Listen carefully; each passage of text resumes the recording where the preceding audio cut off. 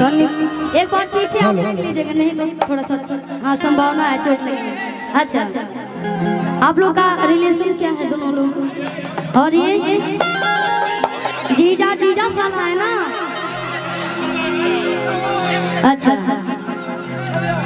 कि बचपन का प्यार मेरा भूल नहीं जाना रे।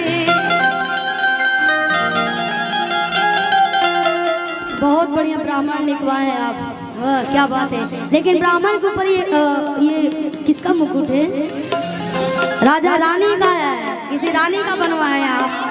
ओह माय गॉड क्या बात है। लेकिन ये देखें कि यहाँ पे बहुत ज्यादा प्यार है मेल फीमेल दोनों में। ऐसा होना चाहिए, लक्ष्मी का आदर स्वभाव करना चाहिए। हाँ हाँ हो कि खान जनी जान तू हमारा कि अभी उसे अपना होना सुधारा कि तोहरा न बाटे तो निकोला अगर यही पका जा कि तोहरा न बाटे तो निकोला रानिया आजा कि छोने छोने बदले छोने बदले तोहरा मिजाज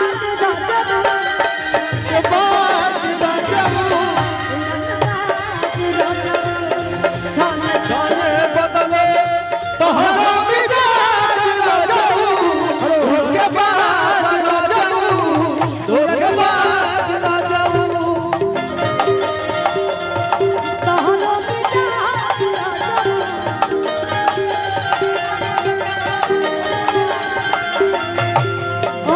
इसी में एक लाइन याद आ गया मुझे।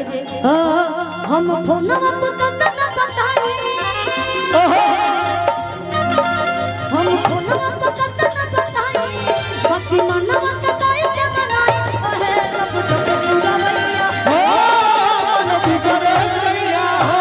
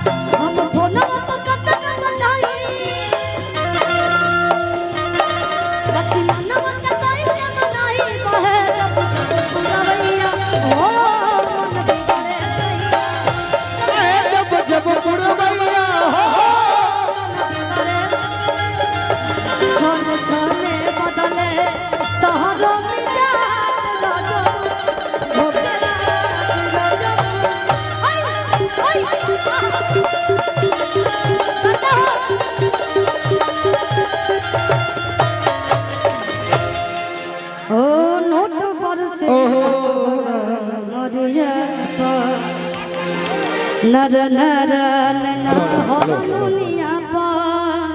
इसके हम कर दे क्या? क्या बात है, थैंक यू। हमारे क्या करेंगे अब जगह नहीं क्यों दीवानी लाइट के और साउंड की तरफ से ढेर सारा प्यार ढेर आ जाइए, आप लोग भी आ जाइए।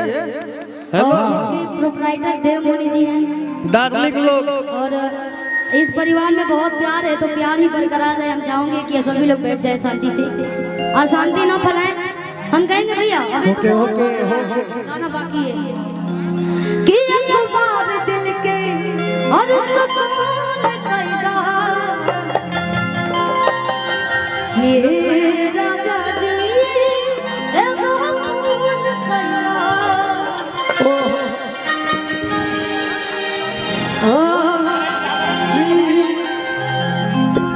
यही पर हमें गाना याद है। ठीक है जी बोलिए। कि राइफल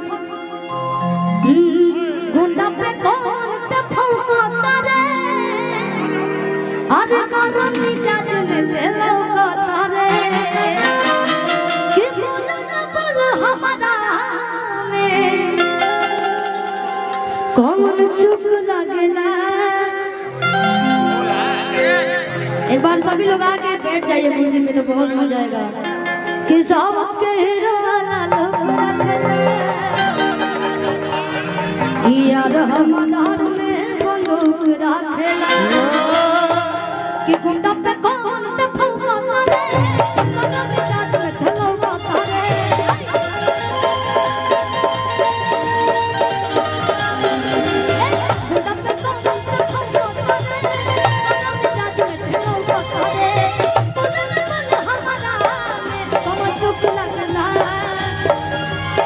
साउथ के हीरो बन भूख लगला